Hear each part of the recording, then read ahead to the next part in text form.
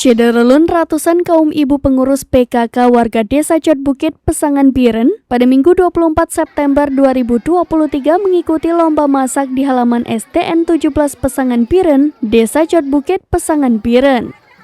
Lomba masak dalam rangka Lomba Cipta Menu Beragam Bergizi Seimbang dan Aman atau B2SA ini diikuti 10 kelompok kaum ibu dan masing-masing kelompok berjumlah 20 orang. Para kaum ibu dengan kelompoknya masing-masing membawa berbagai peralatan memasak serta bumbu dapur dan berbagai jenis kebutuhan masak ke arena lomba.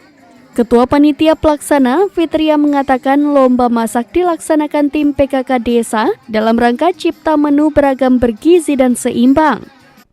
Dengan adanya lomba, kaum ibu dapat menciptakan beragam menu sehat untuk keluarga. Selain itu, lomba menu juga bagian dari meningkatkan gizi keluarga dan mencegah stunting. Wakil Ketua DPRK Biren Suhaimi Hamid mengatakan, kolaborasi para ibu-ibu pengurus PKK di mana saja sangat penting perannya dalam rangka mencegah stunting dan meningkatkan gizi.